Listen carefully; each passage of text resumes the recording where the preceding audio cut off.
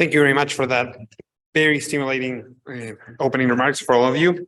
We're going to open it up for the floor, but so just to get the conversation started, I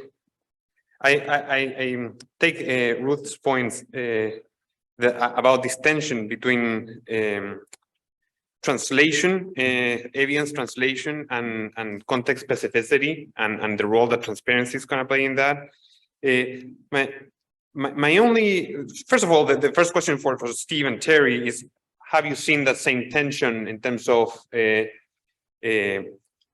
opacity, for the lack of a better word, and the ability to persuade key decision makers in either biomedical sciences or education? And if so, how has it been resolved? And the question to Ruth would be, that context matter. It's a very important lesson that we have been learning slowly. My only concern is that sometimes can be an excuse for inaction. Say, this context is too specific, we cannot generalize anything. How will you respond to that? So, and with that, then we'll open up to the floor. You want to answer first? Okay. So I'll answer in terms of sort of education, that tension. In our attempt to be transparent, say, when we publish our big meta-analysis, no one is going to read that, and no policymaker is going to understand that. The information in there. We're being transparent so that that we have credibility of our evidence, but that has to be translated in some way. So to lessons or to people who are going to take up that evidence. And in fact, there's very little evidence that, for example, in the What Works Clearinghouse, that actual teachers and principals use that format. It's such a complex question, the delivery of healthcare. I can't do justice to it in 90 seconds. So I'll only talk about 30 seconds and do even less justice, which is that, if the policy is to be delivered in a sense at the bedside or in a clinical interaction, it's critical that the patient or user of that information feels that the doctor, and this relates very much to what Ruth just said, is acting in their best interests. And you often find that there's resistance, even in medicine, and the reliance on clinical trials differs by specialty. There's some specialties that basically discard them, others that live and die by them. Cardiovascular medicine is one that lives and dies by massive clinical trials, as does to some extent infectious disease. But also there is this tension of saying, well, I know something special about you, and I'm not going to treat everybody who like you, or you're not exactly like the people in the clinical trials. So there has to be a sense, and of course we have this sort of countervailing movement today of precision medicine, which is sort of every person for themselves and everybody is unique in some way, in ways that sometimes we can't tell through the clinical trials. So there can be resistance to the sort of hegemony of clinical trials into a translation to clinical practice. It depends very much on the specific policy and the discipline. But I would agree that at the end of the day, if the physicians and the don't fully believe and incorporate into their belief system, and sometimes they don't for good reason, precisely because they say that their patients are not like the ones in the clinical trials. If the physicians or the conveyors of the policy don't fully incorporate it, and if the patients themselves don't feel like they are being treated as individuals and as human beings, if it's up to them and to accept or reject the recommendation, then you will have difficulty translating it into policy. And in the particular example I showed, it doesn't help that of the 11 organizations that have weighed in, we have dramatic splits in their recommendations. And interestingly, I find, just from sociologically, the organizations, the original consensus panel that I mentioned, their recommendation was simply that it should be up to each individual woman.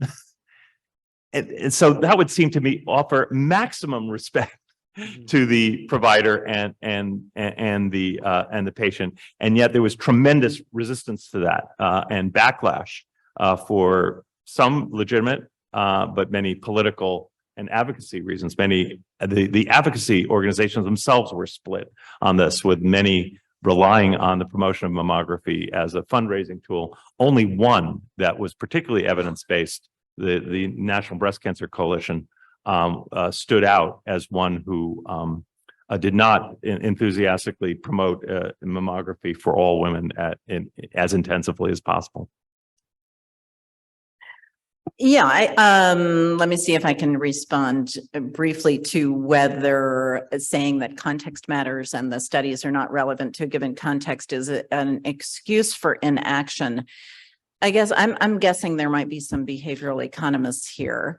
And so I think we're all probably pretty familiar with status quo bias and confirmation bias and a whole set of cognitive factors that make it much more likely for people to do nothing than something, particularly if that something requires some real actions, it requires taking some risks of some kind, reputational, financial, or other.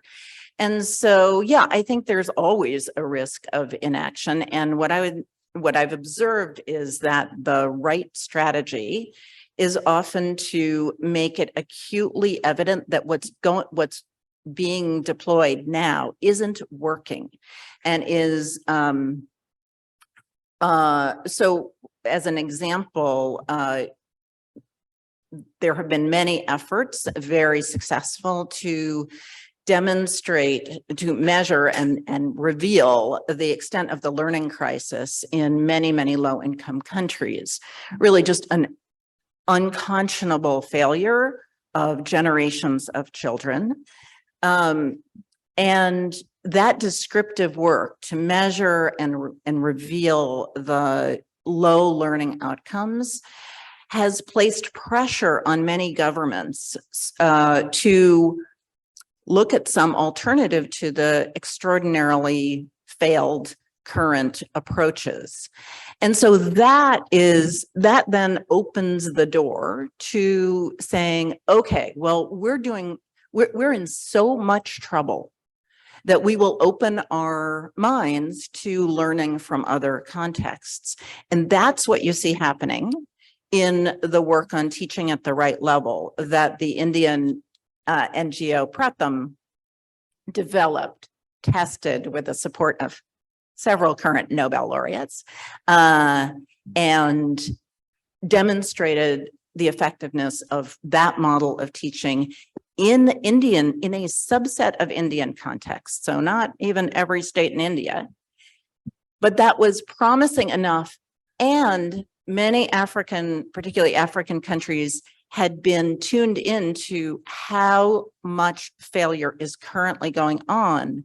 They were open to testing a model from another context. So I know that descriptive work is often seen as somehow lower on the totem pole of research than explanatory and particularly experimental work.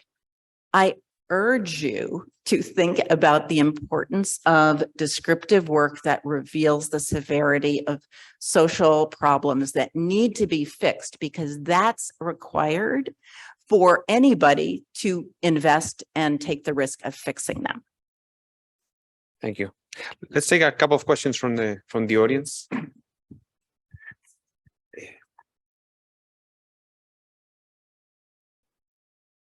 Hi, thank you so much for this panel. It's really fantastic. This question is for Ruth and Terry, but also Steve, if you want to answer it, feel free. Both of you mentioned context dependency and that a lot of the evidence base is focused on only a handful of contexts, and then policymakers or practitioners question applying the research. Mm-hmm. If you were to think about dimensions of context that are important for us to start measuring or extending our work into, how would you come up with that list of dimensions? You want to start that one? I mean, obviously it is question, intervention, dependent. But in education, clearly it has to do with the kinds of students we're serving and, what kinds of schooling we're in and all that kind of thing. And once you've done some of the systematic review and meta-analysis work that I've done, what you do realize very fast is that primary studies don't tell you anything. They tell you nothing about the control group. They tell you nothing about what is actually happening in the intervention or implementation. So we have a long way to go to even just get to the point where we can understand this from published studies. So we just need more of everything. Well, yes, I agree. We need more of everything. That's good. I guess I would say, just drawing on the ID Insight model, part of what we do is talk to the actual decision makers we're trying to serve, to find out what dimensions of context matter to them and what their priors are, and what the strength of evidence is that would be required to surprise them in any way, shape, or form. To figure out what's the potential value of a single study on influencing their decision. I don't have a generic answer. Context matters, it turns out, on that as well. I do want to make a comment, which is simply that we have to be careful in extrapolating biomedical models to the social setting, simply because the dominant, not exclusive, conceptualization is that these interventions have universal effects that can be, you can give a pill, and human biology is the same in Tanzania or the US or whatever. Obviously, in many, many different areas, we're beginning to become sensitive to the differences of culture and social context and all sorts, and biology. But much of the biomedical evidence generation and policy pipeline is predicated on the idea that of universal common mechanisms, and they don't necessarily easily translate into the social sphere, where context clearly matters a huge amount. We have to be very careful when we take that model and we transfer it over. Honestly, we have a lot to learn from what's happening in the social sciences, because there are a lot more things that do matter than are sometimes in the underlying assumptions that we use in aggregating and promoting evidence. So one more short question. Hi, Malichka Mario, Stanford University. Can I ask about, we've heard a lot about meta-analysis being the basis of these sort of decisions, but we have seen very different approaches in how these policies are later made. If we look at the first time that the COVID-19 vaccine was approved, it was a public panel with 18 experts commenting on the results, and then afterwards the policy was made. And if we look at the new open access policy of the government, they have a call now to comment on that policy before the policy is set out. Why is it that we don't have open calls to comment before the meta-analysis results or recommendations are done, or the policies are done for the majority of things? Is this a next step that is required to maybe make these policies better and not so diverse in what we've seen and what you guys presented? To whoever wants to comment. Sounds like more of a comment than a question, like, which is a good comment. I didn't fully understand the question part. Are we missing the public commenting on policies before the policies are actually published? On the recommendations. I guess it depends on what recommendation. I mean, the social structures we have for providing input obviously vary dramatically by the kind of policy and the body that's issuing them. There are a lot of rules in the U.S. government about getting public comment on a variety of policies before they're implemented. That's certainly not universal. It's not true for all entities. I do think it serves us well when we get that. Obviously, it can slow things down as well, and the process has been used, in fact, to slow things down. So it's hard to answer, I think, in broad generality, except to say that public input in many forms can be extraordinarily useful, but it's very context specific.